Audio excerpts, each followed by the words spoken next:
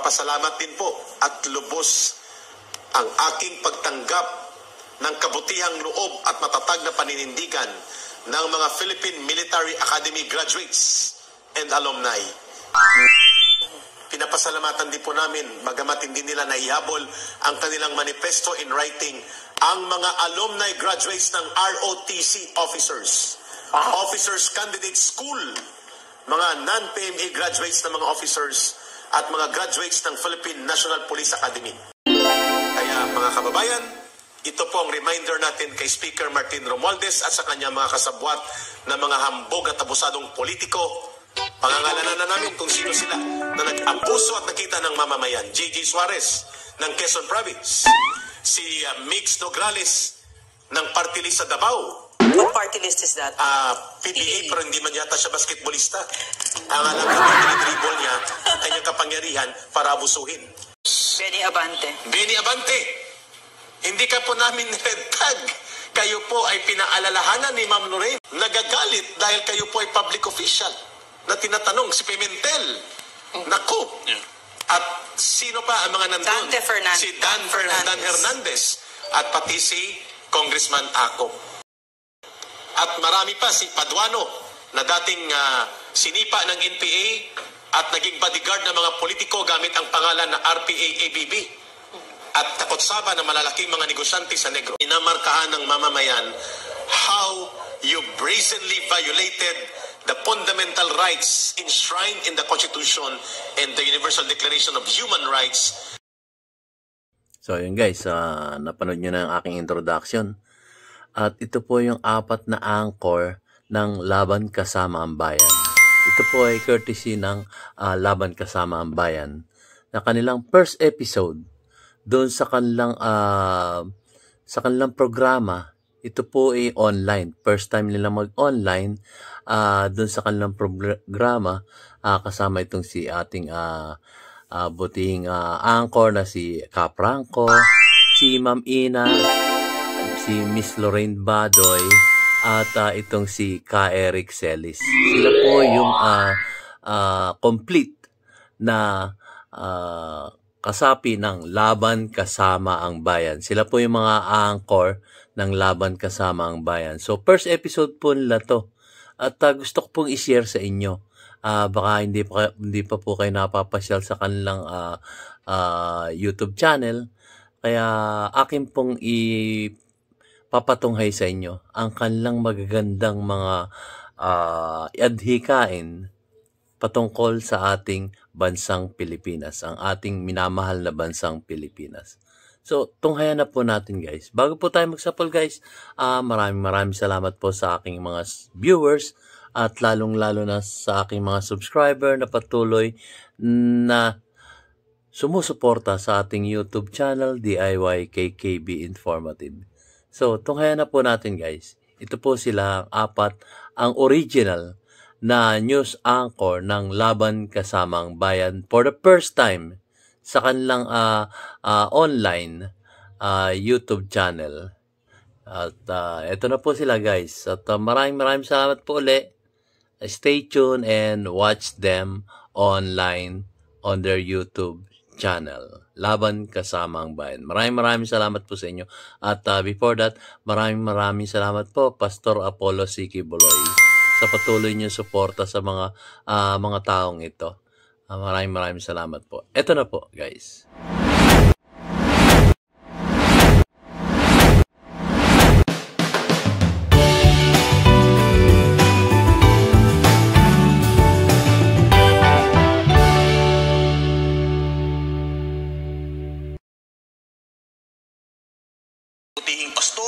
Pastor Apollo Siki Buloy na siyang gumawa, may akda at naghatid ng programang ito upang maging daan na tapusin na ang mapanlinlang na komunistang teroristang grupong CPP, NPA, NDF na sumisira sa pinakamamahal nating bayang Pilipinas. At kasama ko ngayong umaga ang ating original team, walang iba, kundi si Dr. Lorraine Badoy, Present. Jeffrey Ka Eric Celis, at si Cristina Mortel. Yan, present, kompleto ang ating team.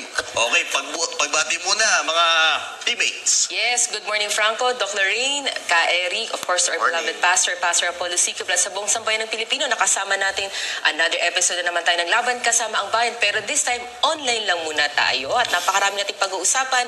Pero bati muna kayo mga kasama at excited tayo sa episode natin ngayon. Yes, good morning Ina, Franco, Morning, Eric, ma'am. it's good to be back. Morning, ma'am. Thank you. Yes, good. And again, a Merry Christmas to everybody. Happy holidays. Yes, Merry Yes, Merry Christmas. Christmas. Meron kami talagang pangako sa inyo, 'di ba, na hindi namin puputulin. Talagang hahanap kami ng paraan para ang katotohanan ay maibigay namin sa inyo para nang matapos na natin ang salot na CPP, NPA, NDF at para lumipad na ang ating pinakamamahal na Pilipinas na isang duyan na magigiting. Kayo 'yon. Talagang na-prove na ninyo sa atin lahat sa isa't isa na tayo ay lumalaban para sa Pilipinas. So maraming salamat. Hello Reyna. Ayun. Maraming salamat, Ma'am Lorraine, Miss Ina, and Brother Franco.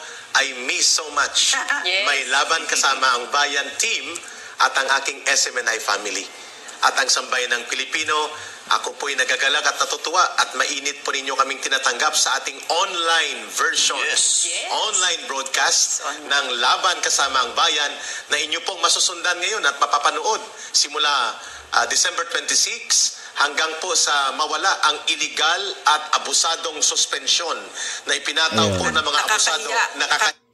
Ayan guys, so online muna sila ngayon kasi hindi natin sila mapapanood sa kanilang programa dito at atin pong tunghayan ang kanilang mga isinasad dito kasi nakakamiss din eh. So, eto na po sila. Guys, medyo komentohan natin kung may pagkakataon tayong komentohan. Kasama ang Bayan na inyo pong masusundan ngayon at mapapanood simula December 26 hanggang po sa mawala ang illegal at abusadong suspensyon na ipinataw po ng mga abusado, nakakahiyang order ng MTRCB at nakakagalit na pang-aabuso ng National Telecommunications Commission hanggang January 3rd, 23 or 24 ang sa NTC, hanggang January 4 ang sa MTRCB. Pero nonetheless, nandyan po. Thank you so much, sambayan ng Pilipino. At kayo po'y makikita ninyo kami sa online sa SMNI, www.smninews.com, sa website namin natin po. At pangalawa sa Rumble. Nandyan din po tayo at nandyan tayo sa DZAR Facebook page. At ganoon din po sa Laban Kasama ang Bayan Facebook page. At ngayon po ay tumutulong at sana po ay dumami pa ang tangkilik ng ating online version, Ma'am Lorraine, Miss Ina, and Brother Franco. Nandyan po natin. So yun guys, maraming ng site na po pwede nating mapanood ang ating mga magigiting na news anchor ng Laban Kasama ang Bayan. So kung hindi kayo pupunta dito sa YouTube page nila, Laban Kasama ang Bayan, meron naman po silang website at meron po rin silang DCAR ng Sunshine Media. So marami pong page o maraming mga site na po pwede nyong pasyalan para mapanood tong Laban Kasama ang Bayan. Hanggat wala po sila sa ere, sa television, ay po pwede natin silang pasyalan sa mga site na yon, sa mga website na yon. So ituloy po natin guys. Ang Ka-Eric Sambayanan Facebook page na ngayon po ay nagsisimula ng mag-carry o magtangkilik ng programa natin Facebook pa pala online. siya. Ma'am, hihingi ba ako ng 2 minuto sa inyo ni Miss Ina, ni Brother Franco at Ma'am Lorraine para magbigay ng pasasalamat. Yes. Doon sa tumulong at nagbigay ng tanglaw at diwa at inspirasyon sa ating illegal na pagkakadetine sa abusadong desisyon ng komitiba ng Kongreso na pinamumunuan ni Speaker Martin Romualdez noong Disyembre. Sa aking team, Laban Kasamang Bayan, sa Pakinggan po SMNI natin Family, ang kay pagpapasalamat Pastor, ni bilang aming kinikilalang leader ng programang ito, kay former President Rodrigo Duterte, kay Vice President Sara Duterte, and of course, ang pinakamahalaga, ang sambayanang Pilipino. Iba't ibang sektor po ang nanindigan, mga manggagawa, kabataan, mga nanay, mga parents, mga magulang na biniktima ang kanilang mga anak ng CPP, NPA, NDF, overseas Filipino workers communities. Ganon din po ang Filipino communities in abroad, all over the world. Duwagsa po ang kanilang simpatya at panawagan ng pagtuligsa sa hindi makatarungan at iligal na ginawang pagkakadetini, pangbubusal at paglapastangan sa karapatan, lalo na po ang mga nakasaad sa konstitusyon. And of course, maliban sa mga grupo at individual na ito na pinapasasalamatan po namin, ako personally, nagpapasalamat din po at lubos ang aking pagtanggap ng kabutihang loob at matatag na paninindigan ng mga Philippine Military Academy graduates and alumni. Many of them generals and respected leaders and commanders, mga commanding generals and flag officers in command, commanding generals ng Philippine Army, Philippine Air Force, flag officer in command ng Navy at ng Philippine Army na commanding generals, mga colonel at iba pang officers. At ma'am, para hindi rin maipapag-iwanan, Ma'am Lorraine, Miss Ina at Brother Franco, pinapasalamatan din po namin, bagamat hindi nila naihabol ang kanilang manifesto in writing, ang mga alumni graduates ng ROTC officers, Pati ROTC. officers candidate school, mga non-PMA graduates ng mga officers at mga graduates ng Philippine National Police Academy. Miss Ina, Brother Franco, Ma'am Lorraine, thank you so much for giving light and inspiration to another episode of supposedly panunumbalik ng nakakarimarim na dilim ng pang-aabuso sa kapangyarihan na nangyari at nakita natin doon sa Kongreso 2 weeks ago, mga kababayan. At hindi kayo nagpabaya. Sambayan ng Pilipino, kayo talaga ang tagapaglikha ng kasaysayan. Kaya mga kababayan, ito po ang reminder natin kay Speaker Martin Romualdez at sa kanyang mga kasabwat na mga hambog at abusadong politiko. Pangangalanan na namin kung sino sila na nag-abuso at nakita ng mamamayan. Gigi Suarez ng Quezon Province. Si Mix Nograles ng party list sa Davao. Yun. What party list is that? PBA, pero hindi man yata siya basketballista. PBA? Ang alam natin, dinidribble niya ang kanyang kapangyarihan para abusuhin. Taga Gigi Davao, Suarez, Mix Nograles, ang nagsayaw ng parang salumi dance na si Stella Kimbo ng Marikina. At marami pa, si Paduano na dating sinipa ng NPA at naging bodyguard ng mga politiko gamit ang pangalan na RPA-ABB. Talaga? At takotsaba ng malalaking mga negosyante sa Negros. Benny Abante. Benny Abante, hindi ka po namin red tag. Kayo po ay pinaalalahanan ni Ma'am Lorraine at naglaban kasama ang bayan. Bakit po kayo nagagalit dahil kayo po ay public official na tinatanong si Pimentel? Naku! At sino pa ang mga nandun? Dante Fernandez. Si Dan Hernandez. At pati si Congressman Ako. Lahat po kayo minamarkahan ng mamamayan. How you brazenly violate. So, yun. Yun nga po, napanood ko rin yan eh, yung hearing na yan eh. Talagang nakita nga nung natin na ang mga talagang medyo talagang kumbaga ang tanong nila, yes or no lang, yes or no lang. So, wala kang pagkakataong mag-explain kasi puro yes or no lang ang isasagot mo. Nakakalungkot po. Napanood ko po yan eh. At sila ito, inihayag na nila kung sino-sino yung mga congressman na yun. At, yun. Sige, tuloy natin. Tuloy natin, guys. Minamarkahan ng mamamayan how you brazenly violated the fundamental rights enshrined in the Constitution and the Universal Declaration of Human Rights. Mabuti na lang po at ang aking kasama, Miss Ina, Brother Franco na si Ma'am Lorraine, ay matatag at matapang din at hindi nagpatinag sapagkat taong bayan po ang naging kasama natin dito. It was proven. At maraming salamat din po kay Attorney Harry Roque, Attorney Mark Tolentino, Attorney Rolex Suplico, Attorney Sal Panelo. Yes. Ang mga Attorney Topacio, ang matatapang na mga abogadong hindi nagpapatinag sa mga pananakot at mga pressure at pangalipusta ng kapangyarihan at hindi nasisilaw sa kayamanan at pera na ninindigan upang ipagtanggol ang karapatan sa malayang pamamahayag at malayang pagsasalita. Back to you, Ma'am Lorraine, Miss Ina, and Brother Franco. Can I include something? I think Ma'am, go ahead. naalala Go ko ahead, ma'am. during that session. I was kind of traumatized by it. Kaya hindi ko napapanood. But anyway, I remember, Eric, no, na tinatakot nila kami, no, na ang sabi sa amin, no, like somebody said, how long will this suspension be? This detention be?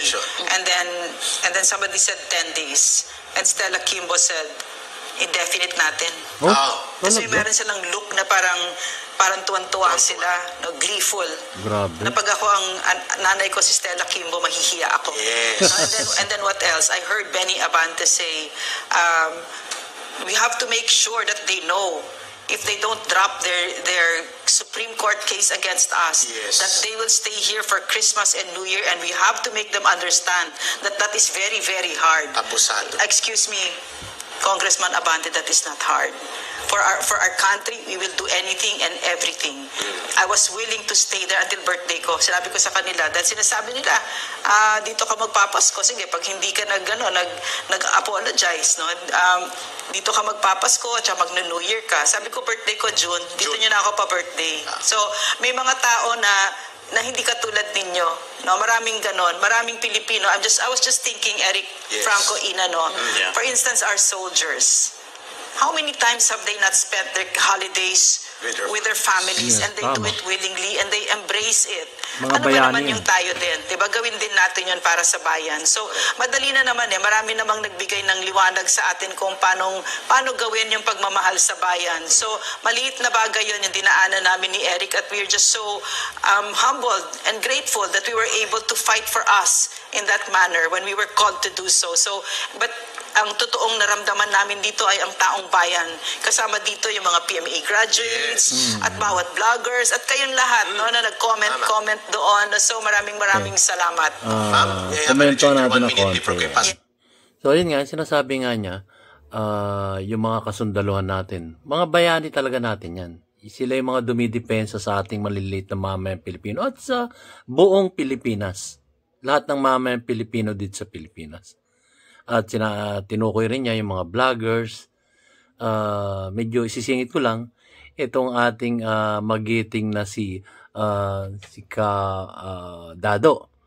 Ang galing to sa Scout Ranger eh. At siya ay lumaban para sa kaligtasan nating mamayang Pilipino dito sa Pilipinas, particularly in Davao. Naisingit ko lang po. Vlogger na po rin kasi si ating magiting na si Clemente Enrique ng Scout Ranger dito sa Pilipinas. So, ituloy po natin. Vlogger na rin po yan, guys. Miss Ina at Brother Franco, I would like to make an adjective away from the gleeful smiles nila, ma'am. Yeah. Tatawagin kong ngiting aso. Yeah. Ngiting aso. We really saw it. Yes, kasi malisyuso at tuwang-tuwa sila na ipapahamak ang kapwa nila. At saka using yung their power. Eric, yung power, di ba? Yun. Meron ganito kaming May power kapangyarihan. kami. Hawak namin buhay nyo. Yun. Nakalimutan po ba ninyo ang nakalagay sa konstitusyon?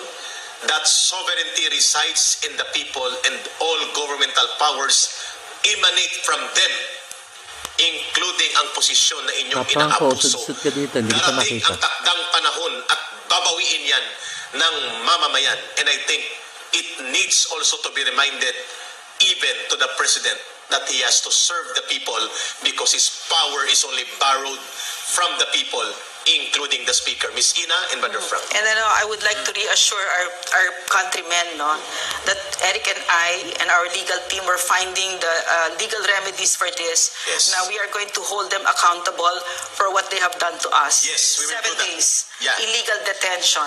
And arbitrary, illegal arrest and serious arbitrary detention. Yes. Hanap kami ng katarungan. Miss Ina. Kasi Eric, sorry. Tama yan. Ina, Franco, mga Karapatan kababayan, yun ng hindi naman para isang sa amin mamayang ito eh. Pilipino. Yes. No, kaya naman yun eh, yung dinaanan namin, no? Dinagdagan pa nga namin hunger strike, Hunger no? strike. So, hindi ito para sa amin. Although part of it is yes, no, because our liberties were taken away, but Eric and I are almost like public figures, di ba? Kilala kami, di ba? So, nagawa nila ito sa amin. Yes. Paano pa yung 90-something% ng mga kababayan natin na hindi kilala, yung simple, napakadaling abusuhin ng mga yan. So, we have to make sure that the government that we have is what the government that we deserve. Yeah. So, we are going to fight for leaders who are humble, who are simple, who know how to really serve the Filipino people at maliwanag sa utak nila na hindi sila special. Mga trabahante lang kayo sa gobyerno. Agree. We want that that breed of leaders. No? So I'm very happy that it is an age of information kasi ito, no? I'm very happy that the cameras were there because it would have been so hard to explain to the Filipino what we suffered in the hands of these abusive and arrogant legislators kung hindi ninyo napanood. Napakahirap i-explain nun kasi out of this world talaga. Beyond the pale yung ginawa nila. Correct. Miss Ina, Brother Franco, take it away. Well, holiday season tayo ngayon, Eric, Ma'am Lorraine, and Franco, mga kababayan. We want really to celebrate this. Pero sa mga nangyari nga ngayon, medyo nararamdaman natin minsan yung mga panahon na agitate tayo dahil nga sa sunod-sunod doon nakakita natin na bakbang ng ating, ilan lang naman sila dyan sa ating pamahalan. Kaya nga ang nagiging tanong ngayon ka Eric, Ma'am Lorraine, Franco, mga kababayan, bakit nga ba humantong tayo sa ganitong pagkakataon? At ang totoo kasing layunin natin dito ay yung, di ba, isiwalat itong totoong kalaban ng Estado. Pero ngayon parang bumabaliktad, no? Parang ano ba ang nangyayari? Mamaya yung bibigyan natin analysis. Can I mixing it, Ina, ha? Totoo yung sinabi ni Ina. Yung vast majority ng nasa gobyerno ay hindi ganyan. Very faithful, very simple. They are hardworking. They love to serve the Filipino people. And I know this because I had a short stint in government. No? Yan ang ligaya nila, ay ang magsilbi. At saka yung nangyayari dyan sa Kongreso, hindi naman sila lahat yan eh.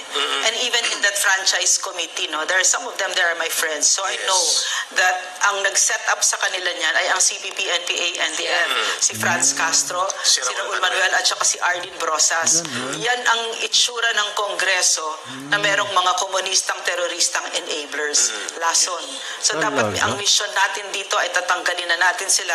By 2025, ginagawa nila lahat ngayon para makabalik. Even this one, even all of this, no, yung pag-censor sa SMNI at sa laban is a way of recovery ng mga CPP, NPA, NDF. At yan ang dapat itatak ninyo sa utak, lahat na nangyayari dito. No? Okay. Franz, your comment on that, which wala pang 24 hours na lumabas ang suspension order ng MTRCB and in less than 18 hours sa MTC na magkasunod, nagbunyi at nagpa-fiesta at bumili ng lechon sa Maylaloma si Franz Castro. Oh? Talaga? Totoo ba yan? Si Arlene Rosas at nagpagawa ng mga tarpaulin na dapat daw deserve at dapat mangyari ito sa SMNI. Brother Franco. Yes, Eric, gusto nga natin sana maglabas ng isang balita dito pero medyo ibang ating mechanics dito sa ating Iba yun, ha? Kaya meron lang tayo mga iilang mga cue cards dito na pwede natin basahin din ka, Eric, na binibigyan linaw na ang ginawa ng NTC ay hindi naaayon kung ano dapat ipinapatupad ng ating konstitusyon. Isa lang dito ay yung isang nabanggit din, naging pahayag ng ating butihing senator, kung aking okay lang banggitin, ito sa naging pahayag ni... Go ahead. Pahayag na si Cheese Escudero. Maganda rin yun. Yes, kasi biglaan yun ka, Eric. Magkasama tayo nun, di natin naasahan, di ba? Sige. Ito ang sabi ni Cheese, while the NTC under its rules may for good cause suspend a certificate authority to operate of any grantee for 30 days if in its judgment it is necessary to avoid serious and irreparable damage or inconvenience to the public or to private interest. Ang binabanggit ni Cheese, ito yung sakop ng otoridad niya. Pero may isang word siya na binanggit, good cause or reasonable cause. Go ahead, Brother Franco. Eric, ito. It should specify what serious and irreparable damage, inconvenience will be caused by the continued operation of SMNI. So malinaw. Ano ang dahilan? Ano ang batayan? At ano ang idudulot na kapahamakan sa mamamayan kung hindi ipagpapatupad ang suspensyon ng SMNI? Isa yun sa binanggit at tinanong ni Senator Cheese Escudero. A very valid question coming from a lawyer and a senator like him, sapagkat hindi malinaw ang batayan, hindi rin malinaw kung bakit nagsuspend. Basta sinabi lang, may resolusyon ang Kongreso. Hindi naman sakop ng Kongreso at otoridad nila ang NTC at MTRC, ni Brother Franco. Ito ka, Eric, ito sa last.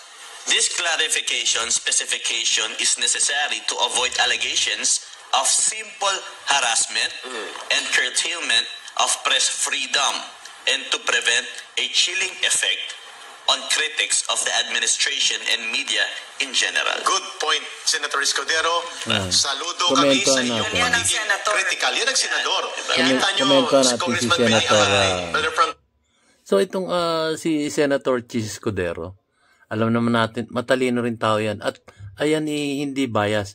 Yan sinasabi lang kung ano ang kanyang saloobin, kung ano ang totoong pwedeng ikomento sa mga nangyari dito sa news anchor na to. At idagdag ko pa guys, ito pagka ito'y nagsasalita sa Senado, Tagalog po ito, Tagalog na Tagalog. Talagang makabayan din tong ating si Senator Chis Escudero. Mapapansin nyo, mag-English man yan, pahapyaw-hapyaw lang. O binabasa niya yung kanyang yung nakalagay, nakasadsa sa Constitution. So ito po pag nagsalita, Tagalog, talaga maiintindihan ng isang bawat mamayang Pilipino.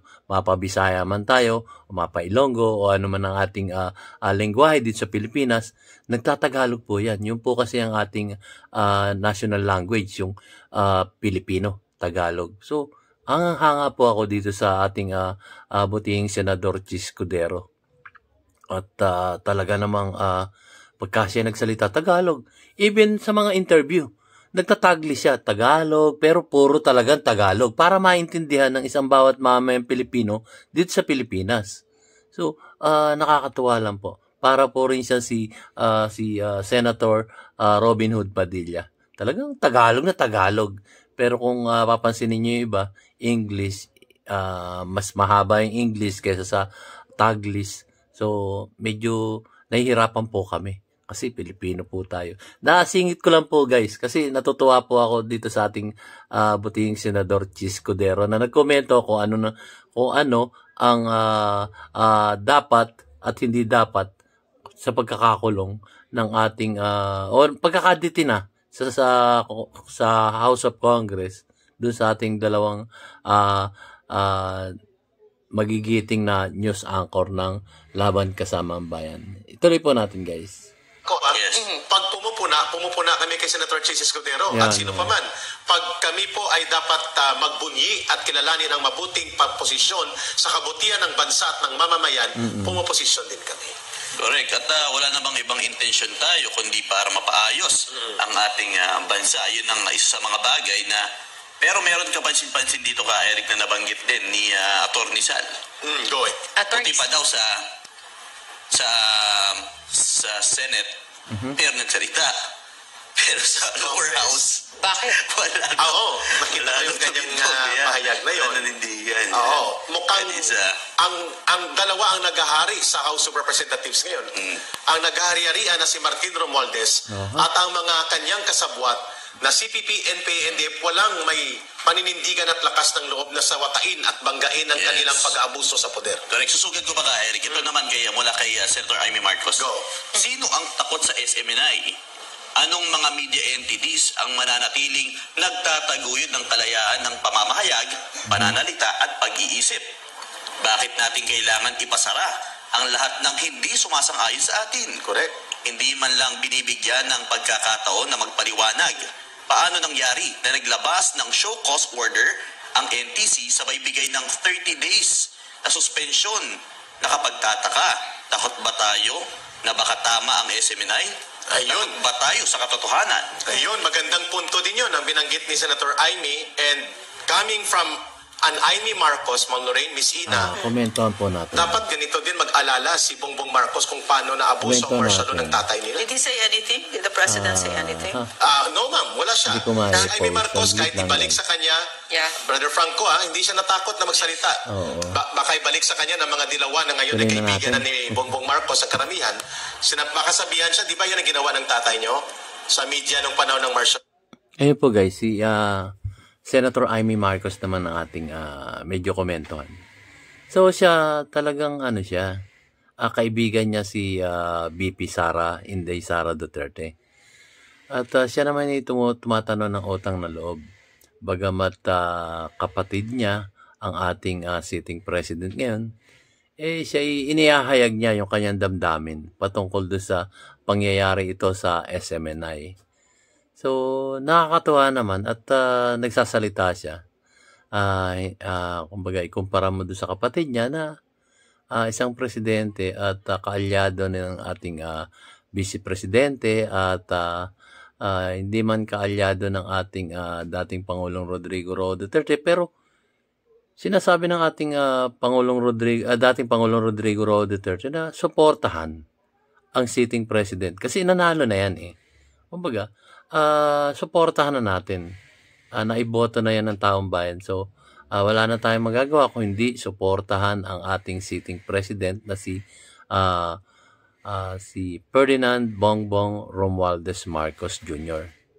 So, suportahan natin. Kumbaga, wala na tayong iba magagawa pero kung ewan ko, sige, eto na, tuloy na natin. Basta yun lang po ang komento ko. Yun po yung ayon sa ating dating Pangulong Rodrigo Roa Duterte na suportahan itong sitting president. Tuloy po natin. Ang labo na matang lolo. But Amy Marcos di siya nagpatinag. Sinabi niya talaga na hindi maganda para sa demokrasya. And by the way, in fairness to Senator Amy Marcos, Ma'am Lorraine, Miss Ina Bader Franco, mga kababayan, hindi pa po siya presidente nung panahon ng martial law. So, hindi po siya nag-wield ng power. But in spite of that backlash possibly, na gamitin ng mga political opportunist groups na pwedeng atakihin sila, sinabi ni Senator Amy, ang isang media na nagtatanong at media na nagsisiwalat ng katotohanan ay hindi dapat yan iniipit, ginigipit o inaapakan.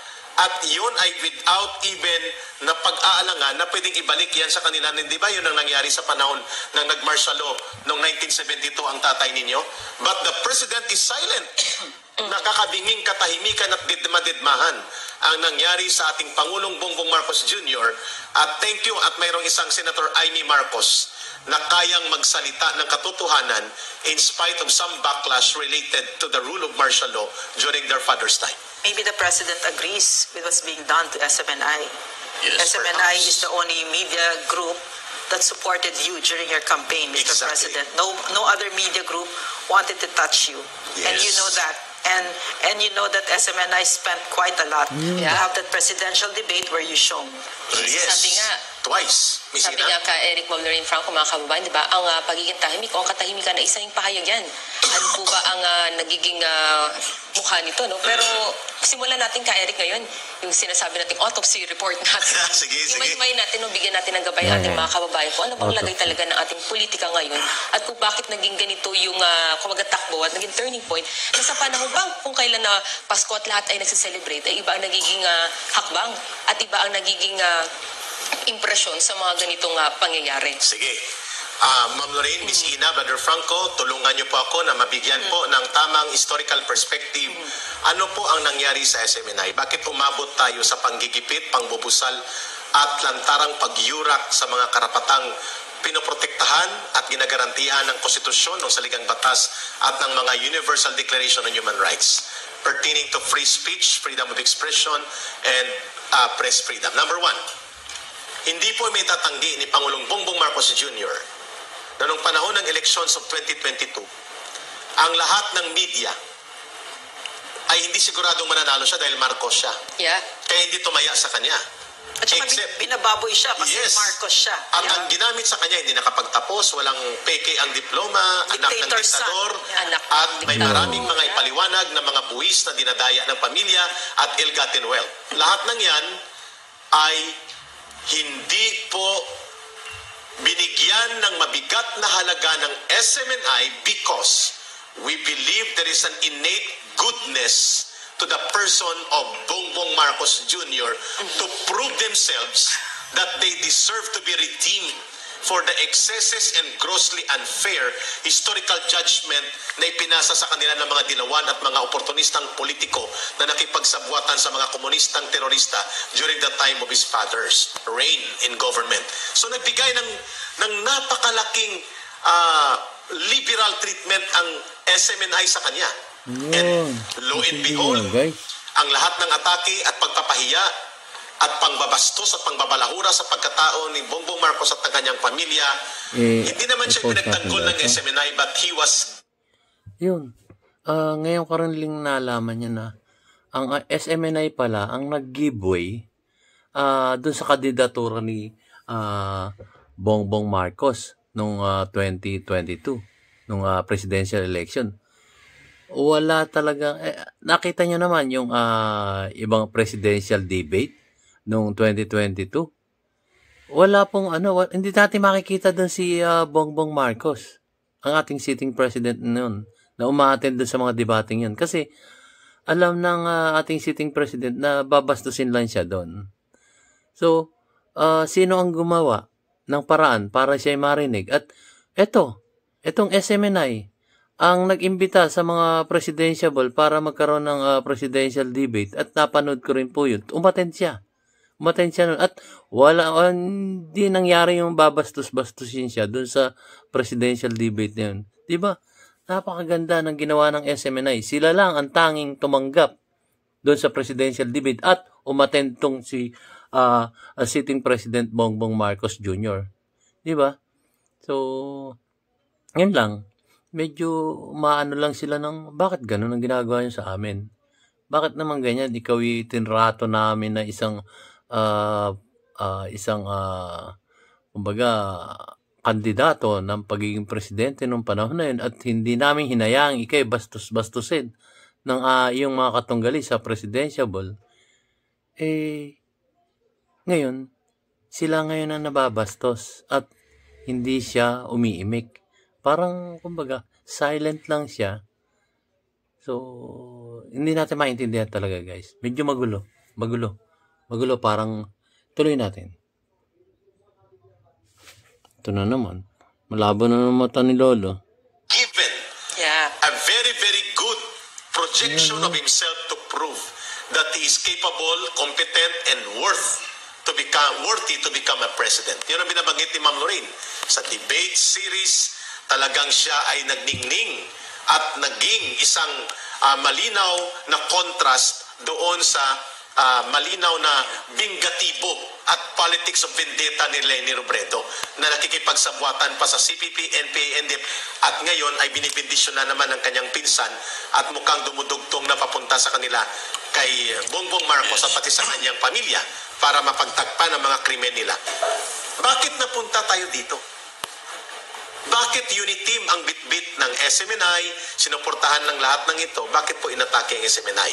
Una, nagsimula po ito nang ang SMNI ay nanindigan na hindi po tama ang halos isang buwan na pag-aatake ng lahat ng media orchestrated by Speaker Martin Romualdez para sirain ang pagkatao at ang mga programa ni Vice Presidente Sara Duterte. Sapagkat nakaroon ng lamat ang kanilang relasyon ng tinawag siya na tambaluslos ng Vice Presidente nang siya ay nagkaroon ng maniobra sa kanyang insecurity kay Gloria Macapagal Arroyo para tanggalin unceremoniously ang kanilang party mate na si Gloria Macapagal Arroyo. Nagsalita si Inday Sara dyan. Nang pumasok ang budget hearing, budget season, binantayan namin ni Ma'am Lorraine ito, ni Brother Franco at Miss Ina, isang buwan na inatake tulo-tudo.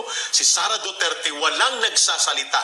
Not a single officer in government, not even a single one from the National Task Force to End Local Communist Armed Conflict, kung saan designated by the President as co-vice chairperson si Sara Duterte, except Justice Angie Miranda at ng LCC na nagkaroon ng lakas ng loob.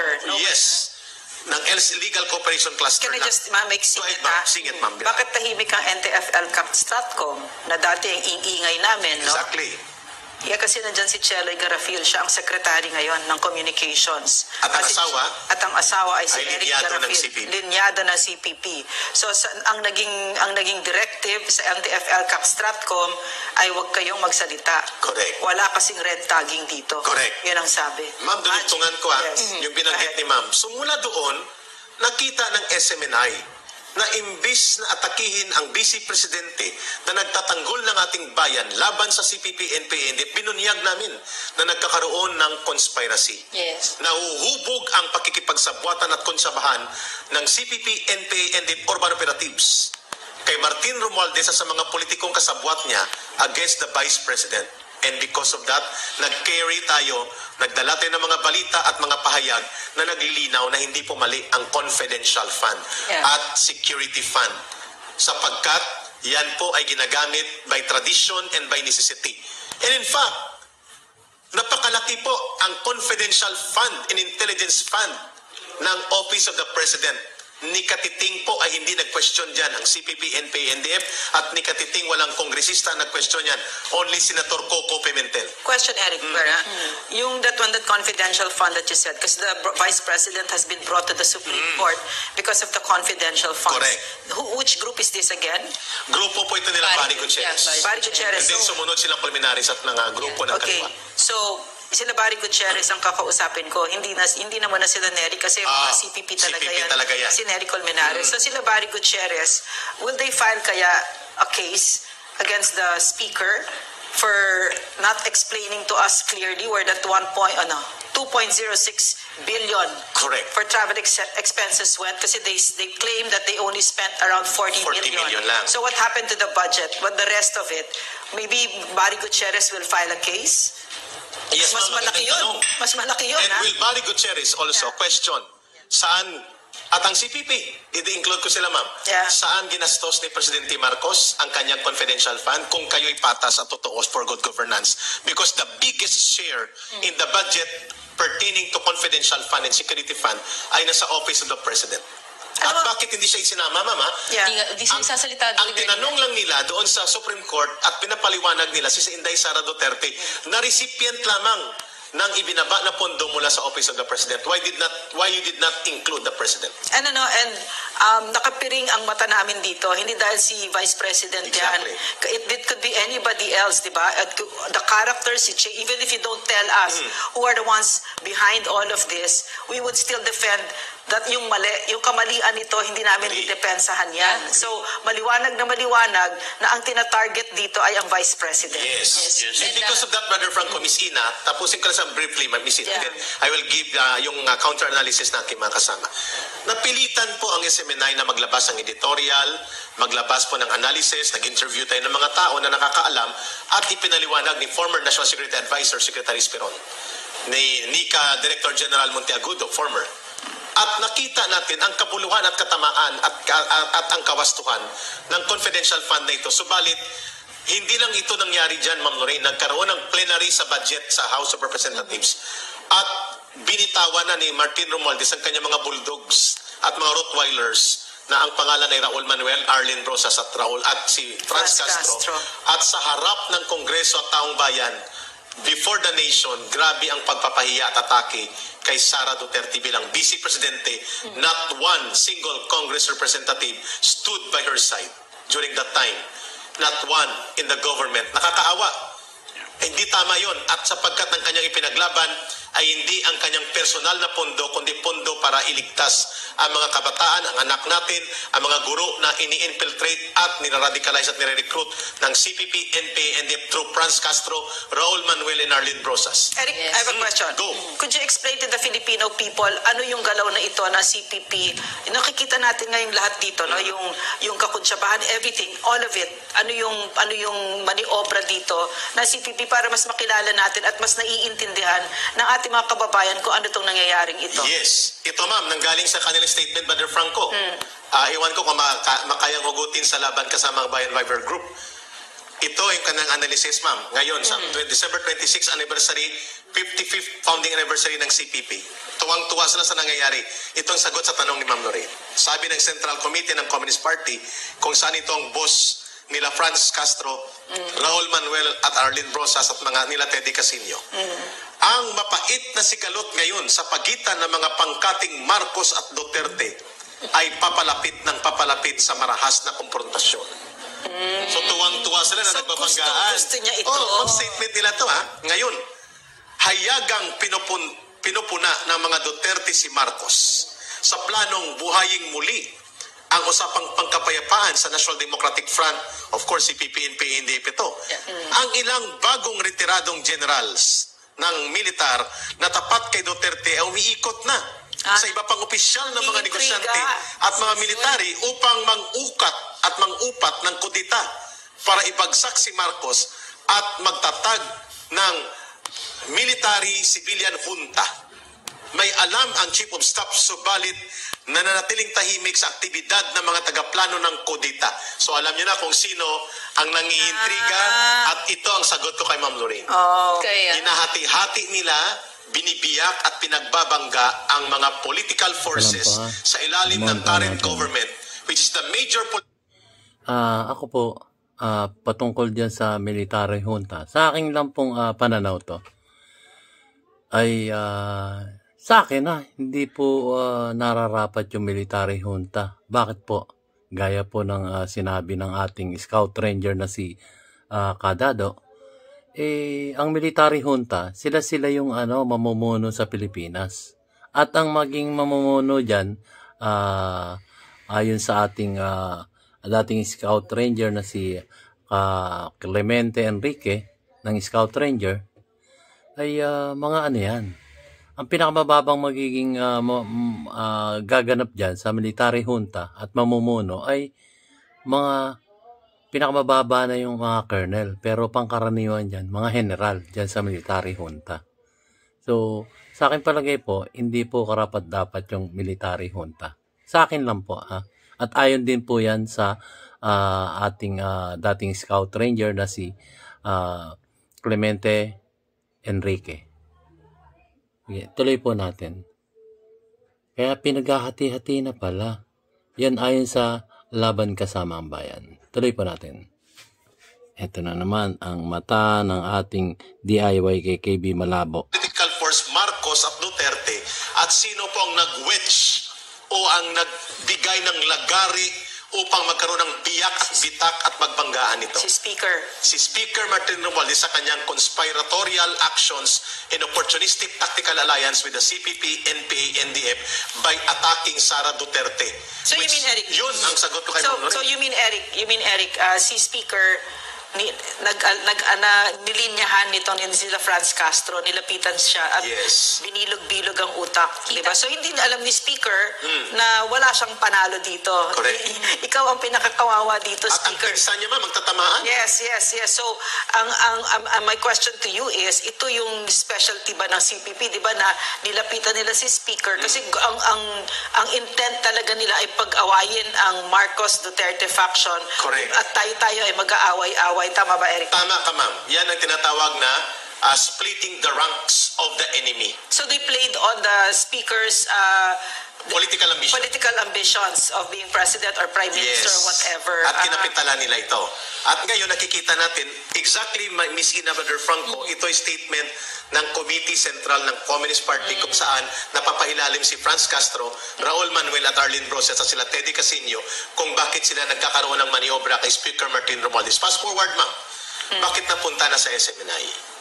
Sapagkat hindi nakatiis ang ama sa kanyang anak.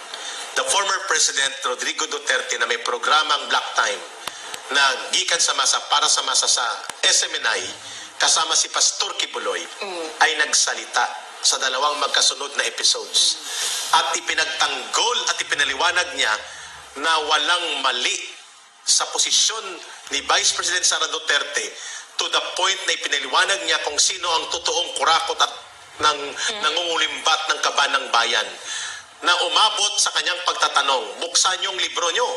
Mauuna kami, pero susunod kayo. Saan nyo ginagastos sa mga extraordinary at mga miscellaneous expenses na walang audit na matino?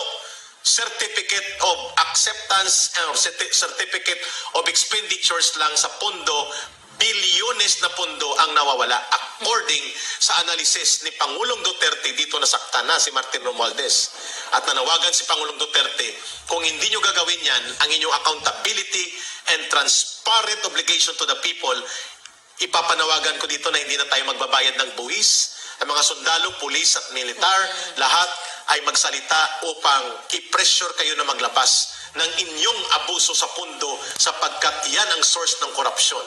At doon na nagsimula ang lahat-lahat. Ma'am Lorraine, Miss Ina, kung kaya ang pagtatanong namin na hindi tumugma sa kanilang datos pero tumutugma pala sa katotohanan, kapos pa ng mga 600 million, ang tanong ng ating source mula sa Kongreso, Ka Eric, pakitanong kay Secretary Belica kung totoo bang 1.8 billion pesos ang travel expenditures ni Speaker Martin Romualdez. Nagtatanong kami. Hindi pala mali ang aming pagtatanong sapagkat ang pondo pala nila, sabi ni Ma'am Lorraine, according to General Appropriations Act na ipinasa nila for 2023 at 6 na araw na lang matatapos na ang 2023 ay 2 billion and 66 million mga kababayan. Laki. Ang tanong ay 1.8 billion lang. So saan ngayon ang 2 billion mahigit? Ano ang inyong ginawa at ginamit dito? Akala nyo matatakot kami magtatanong? Ito ba ay pinaghati-hatian ninyo? Ito ba ay ibinalik ninyo sa kaban ng bayan? O ito ba ay naging bonus sa pag-atake sa SMNI, sa pag-atake kay Pastor Kibuloy, sa pag-atake kay Lorraine Badoy, kay Ka Eric, sa buong SMNI at kay President Duterte at kay Vice President Sara Duterte? Ito ba'y ginamit na bonus? Yeah. Pag magtanong kami, may source o wala, karapatan po yan ng mamamayan na nakasaad sa konstitusyon. Ikukulong nyo kami ulit, Miss Ina Goy. Hindi ito balita. Nagtatanong, komentary, Yes, diba? Ito commentary yung program nature ito. ng ating program. Pero dugtungan ko na yung analysis natin Go dito. ahead. Kasi Ka Eric, ever since yung direction ng SME, lalo ng programa natin, is to really end CPP and NDF. Yes. At essentially, kasama dyan, yung talaga nagiging hakbang nila pagdating sa government, diba, urban operatives. Kaya ito yung medyo komplikadong bahagi. Kasi ginagamit ng kalaban na nagre-rentag tayo, which is hindi totoo yun. Kasi binibigyan natin ng detalyadong analysis, ano yung mga hakbang, kung bakit merong nagkakaroon ng alyansa, merong mga nakaka-alarmang mga hakbang ang CPP na hindi alam, no? Or possible, alam ng ating mga nasa ating pamahalaan, pero hindi sila umaaksyon. Kung ano man ang kanilang mga nagiging yung tungkol doon sa kapirahan kumbaga yung kanilang diba? pagtingin dito. Ang laki nun. Kaya nakakabahala dito. Ayun, guys. So, ang kanilang question din dito ulit. At question din ng ibang mga vloggers maraming nagko-question. Nagtatanong na doon sa hearing, lumabas yung mga datos na to. Tinatanong nila, nasaan yung 1.8 billion na kanilang travel expenses di umano na nagastos nila. So, lumabas dun sa hearing na yon. Ang lumabas sa hearing ay hindi sila nakagastos ng 1.8 billion na travel expenses, kundi ayon sa kongreso to sa kanila nung hearing, ang naging gastos nila is 39 million something. Wala pang 40 million, sobra lang ng 39 million. I think kung tama ako, 39.7 million ang nagastos nila sa travel expenses sa kabuuan ng mga miyembro ng mababang kapulungan. Tapos, siyempre, mali pala kami. Siyempre, sila na nagsabi kung magkano yung totoong gastos nila. At tapos, lumabas din dito na ang gaan nila o yung kanilang nakuha doon sa travel expenses sa buong kongreso is 2.2 billion 66 million, something like that. Malapit doon yung budget na yon sa GAA. So, ang tinatanong ngayon ng mas nakararami sa atin, nasaan na yung sobra? Saan nila dadalhin? At may mga bali-balita, di umano, gagawin nilang savings, di umano. At ang laki nun. 2 billion yun na gagawin lang savings. So, napakalaking question po para sa ating mamayang Pilipino na ito pong perang to ay galing sa tax, galing sa bulsa ng maliliit na mamayang Pilipino at yun na ring malalaking negosyante, galing po yun. Overall, galing po ito, ang budget nila doon sa tax natin na binabayaran. Mandatory po yung tax natin. So, ituloy po natin kasi yung tax natin guys, ulitin ko, yung tax natin, miski yung mga batang kapapangalak pa lang, ay nagbabayad na po ng tax yun. Dahil halimbawa, isipin nila natin, nagpa-check up sila. So, ibig sabihin, yung bata yung check up, sino magbabayad ng tax nun? Siyempre, nagbayad ng tax yung nagpa-check up na bata, na sanggol, sa pamamagitan ng kanilang mga magulang. Kasi kung hindi naman sila pina-check up, hindi sila magbabayad ng tax. So, ang nagbabayad ng tax ay ang mga magulang. Pero, bakit nakapagbayad ng tax yung sanggol? Dahil nga nagpa-check up siya. Pina-check up ng magulang. Yun po. Kaya nga simula doon sa pinakabata nating mamayang Pilipino sa Pilipinas, nagbabayad na ng tax hanggang sa pinakamatanda. Nagbabayad po ng tax. So, yun lang po ang question ng ating lahat tayo. Siguro iba ayaw magtanong nun, pero mas nakakarami po nagtatanong, saan mapupunta yon? Yung sobra nyo sa travel expenses. Ito ba'y mababalik sa kabayan ng bayan o ano gagawin nyo doon? At tapos ngayon, nabalitaan natin, di umano, ang magiging travel expenses nila for the year 2024, di umano is 2 billion pa rin, point something. So, ganun pa rin. Hindi rin naglalayo sa budget nila ng travel expenses nila ng 2023 at ngayon, humihiling uli sila ng travel expenses na more than 2 billion uli. So, nakapagtaka po. Yun po ipagtatanong ng ating mga news anchor at tanong rin ng mga taong bayan. Miski man ako, magtatanong ako, nasaan na yun? O saan nyo uli gagamitin yun? Yung inyong travel expenses na yun. Tuloy po natin guys.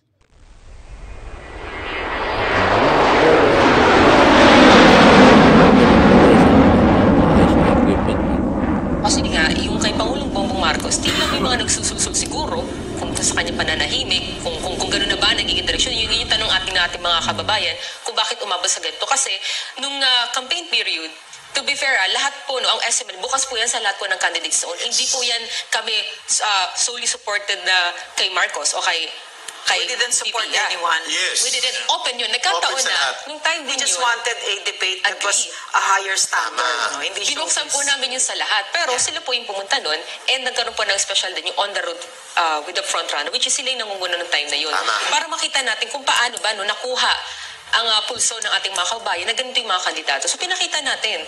Diba? Sabi natin kanina na hindi ito binigay ng ibang network. Pero Yes. we don't care about that kasi tayo, clear nga yung direksyon natin. Ito yung magiging direksyon ng ating Pangulo, ito yung mga pangako niya. At isa sa nagustuhan nating mga kababayan, yung una dun, di ba? Ipagpatuloy ang NTF-ELCAC. Yes. Tama. At nandun yung pagsuporta niya to end ang insurgency sa ating bansa. Tsaka maliwanag sinabi niya, Yeah. wala nang peace. Walang peace. Oo. So may mga resibo Article tayo. yun. Yeah. Meron tayong mga ganun na, kumbaga ba, mas lalong talagang na minahal ng ating mga kabayan, naging Marcos Duterte Tiwala tandem tayo. unity team. Diba? Historical yung naging na both the President and the Vice President, majority ng ating mga kabayan, nagbigay ng pagtitiwala, minahal sila.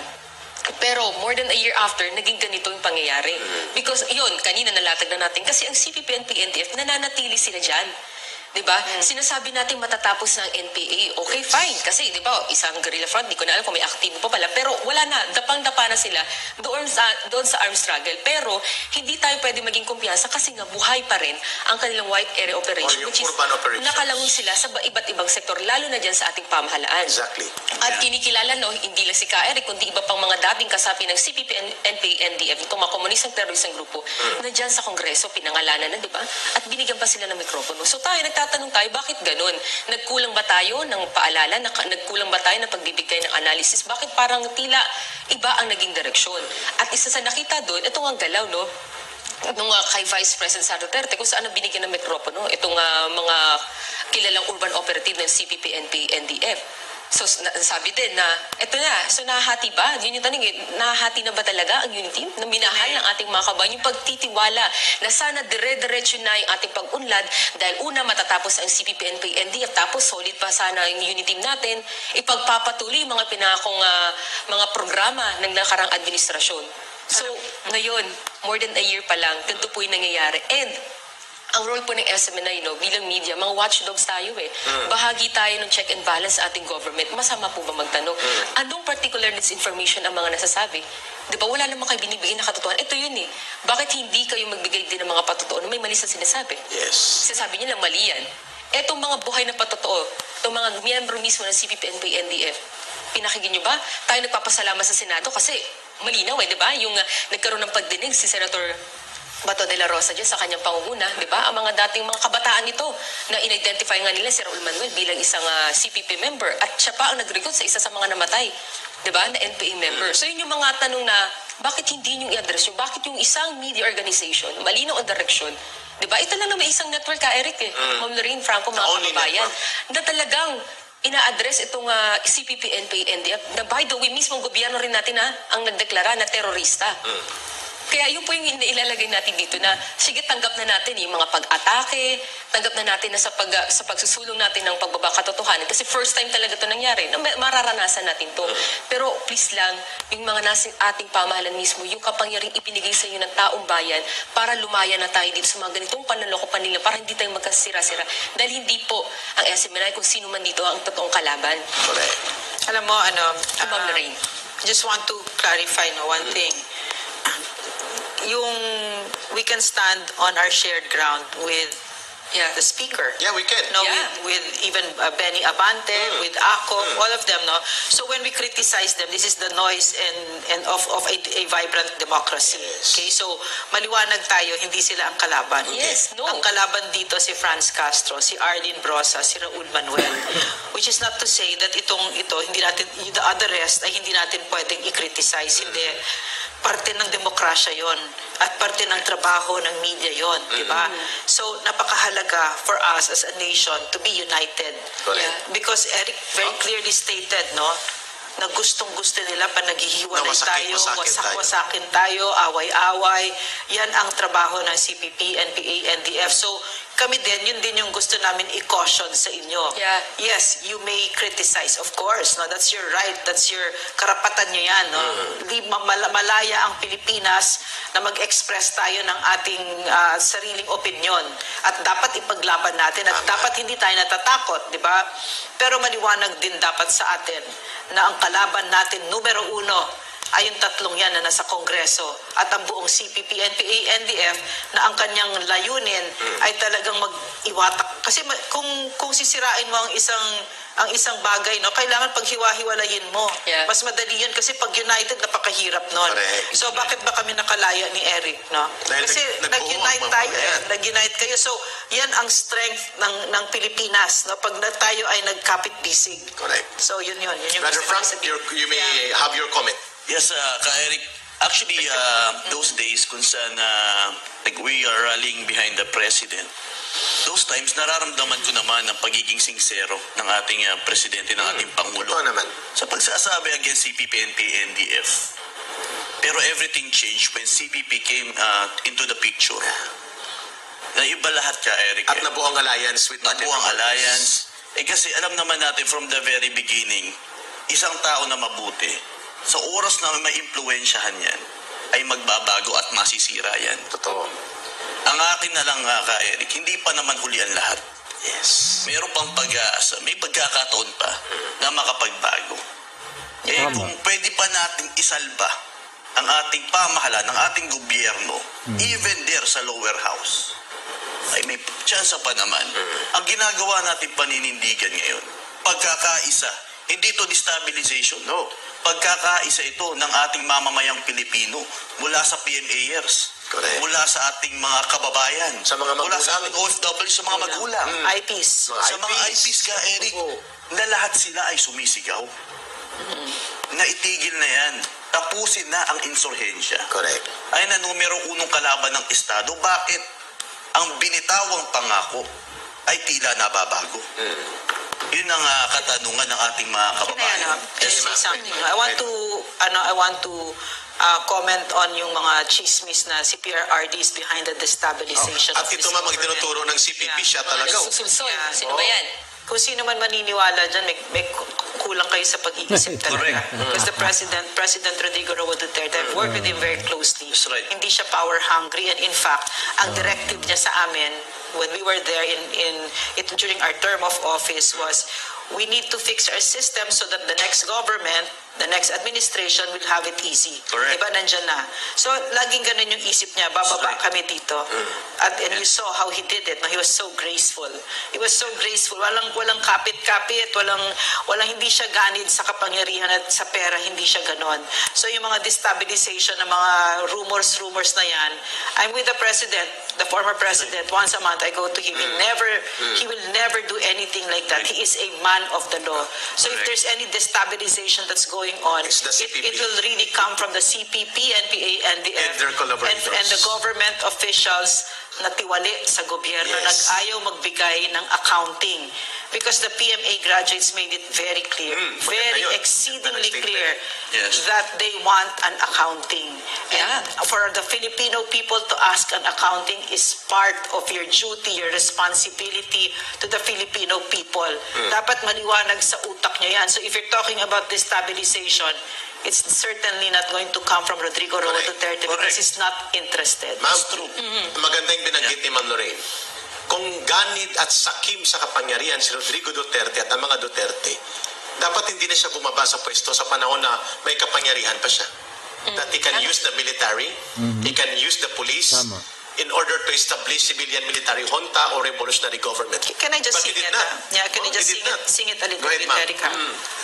Bandang Marso pa lang, nakita ko na si President Duterte. He had already let go. Yeah. He was very clear. Wala pag may lumalapit na March sa... 2022. Yeah, March 2022, no? Ang eleksyon. Sinasabi niya, no, pag may lumalapit at humihingi ng pabor na lalaktaw pa sa kanyang term of office, hindi niya binibigay. Sabi niya, my time is over. I'm quoting him verbatim. My time is over. Correct. This is a wonderful example for our leaders na itong poder na hawak ng ating mga leaders ay hindi nanggagaling sa inyo at dapat binibitawan yan. Huwag kayo, no, ang aga-aga pa lang, nag-aambisyon na kayo ng kung ano-ano at kinakaladkad nyo ang buong Pilipinas. Dami na nagugutom, ang mahal-mahal na ng mga bilihin kasi puro kayo politika. Yeah. Magsilbi kayo sa taong bayan. At Sorry. magtatagumpay kayo. And Ma'am, number two, Yeah. abisin ikaw muna. doon lang sinabi ni Ma'am Lorena. maganda yung Kasi binanggit si ni Ma'am. Vice President Sara Duterte could have run for She did that. for the presidency, but she didn't. She turned her back Hindi on niya it. ginawa. Yeah. But sure win yun. Sabi niya, at nang babalik siya dahil gusto niyang manalo si Apo Yeah. Bongbong Yes. Marcos Jr., not for herself. Ma'am, balikan ko lang yung binabanggit. Yes, you were number one. Yung binanggit ni Ma'am Lorraine kanina, Yeah. hindi po naggumamit ng poder si Duterte, si Rodrigo Duterte para mag-abuso. Ang tinatawag ni Ma'am Lorraine, hindi siya gumawa ng midnight appointments. No. That's why ang kanyang paboritong police officer next to Bato de la Rosa, si General Vicente Vic Danao Jr., hindi niya in-appoint. As Chief of the Philippine National Police Regular, OIC lang, sapagkat mahuhulog siya sa midnight appointment. At gusto niyang antayin at bigyan ng leeway at kapangyarihan ang next president Yes. na pumili ng sarili niyang chief of the Pala. PNP. Yes. So kung si Duterte ay ganid at abusado sa poder, pwede niya pong ginawa yun. Nung panahon na yun, itong iniakusa ng CPP, NPA, NDF Eric, na pag-abuso. yung mga ina-accuse kay PRRD, no, yung gahaman sa kapangyarihan, ang pinag-uusapan ninyo, sarili ninyo. Yes. Si PRRD yun. Okay. Ma'am, may isa pa kong Sorry. idudugtong Yes. Messina. Karma daw ang nangyari sa SMNI dahil ginawa din niya ni Duterte sa ABS-CBN. Ito, sasagutin na namin ng dire-diretso. Magkaibang sitwasyon nun, Oh, ha? Ito, ang ABS-CBN po ay expired franchise. Wala na po siyang franchise, bogus operation. 2015 pa. Hindi pa si Rodrigo Duterte ang presidente, si Noynoy Aquino pa. Hindi pinirmahan ni Noynoy Aquino ang kanilang franchise renewal. Pa. Kaya nagpaso expired franchise. Sa loob ng 6 na taon na Presidente si Rodrigo Duterte, ang kanilang operation ay Provisional Authority granted by the National Telecommunications Office, NTC, under the Office of the President, ang otoridad niyan. Ibig sabihin, kung talagang masama sa paggamit ng poder at abusado si Rodrigo Duterte ng siya'y presidente, pwede niyang sinabihan ng NTC, after 1 year, tanggalan mo na yan ng franchise. Tanggalan mo na siya ng provisional authority at ipasarado. Hindi. Hinayaan ni Rodrigo Duterte na mag-operate ang ABS-CBN despite of, number 1, questionable and anomalous tax payments na dinadaya nila sa gobyerno as alleged and as investigated by Congress, pandaraya sa buwis. Sa kanilang ownership, pandaraya din sa kanilang mga manggagawa at pandaraya pati sa kanilang operations na mayroon silang franchise pero nagbukas sila ng mga iba pang sangay na digital operations pero naka-attach sa kanilang franchise. Dinadaya ito. So hindi po yun ganun ang SMNI. Ang SMNI po ay hanggang 2044 legally established franchise na isang batas kaya hindi nila matanggal-tanggal sapagkat it will require a counterpart action from the Senate. Kaya ito sila Kimbo, sila Tambunting at sina Suarez at ang kanilang mga kasabwat, inikutan nila ang batas. At gusto nilang iparibok ang franchise pero habang hindi nare-revoke dahil malabo sila makakuha siguro ng counterpart law ng bill sa Senate para i-demolish or i-abolish ang franchise ng SMNI, pinasuspend nila sa NTC at sa MTRCB. And ito ang tanong.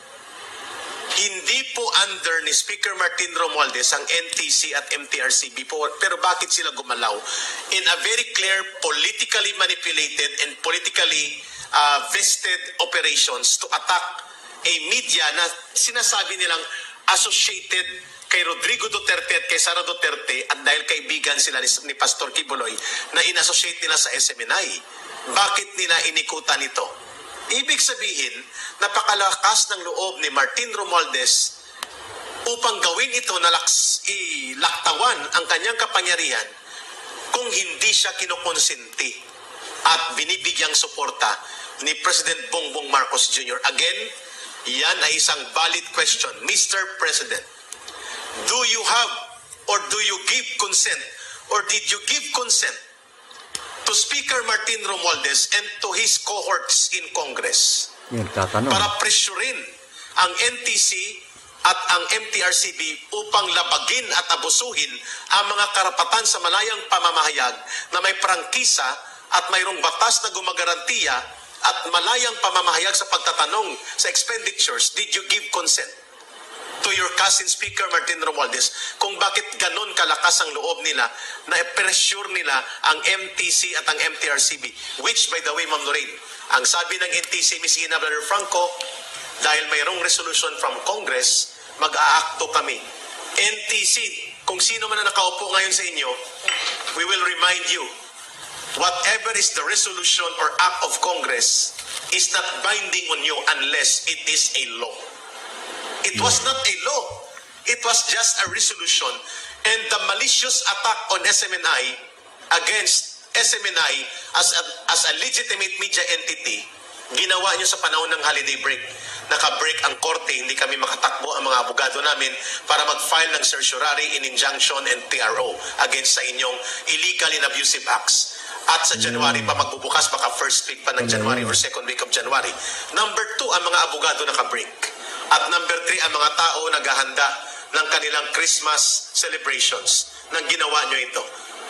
Ang lahat ng elemento ng malice, abuse, and brazen use of power ay nakakakita ang mamamayan at naobserbahan ito. Ang tanong, Mr. President, do you have a hand on this? Kasi if you do not have a hand on this, why can't you make a statement in a position so very clear the way your sister, Senator Amy Marcos, said so, na ang pangbubusal at pag-apak sa mga media na nagsasabi ng katotohanan ay hindi nakakabuti.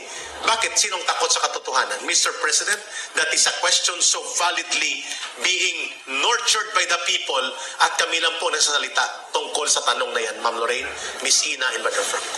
Yes. So, Nakakatakot kasi. yun nga, medyo yung narinig dating huling yun, nakakatakot na talaga.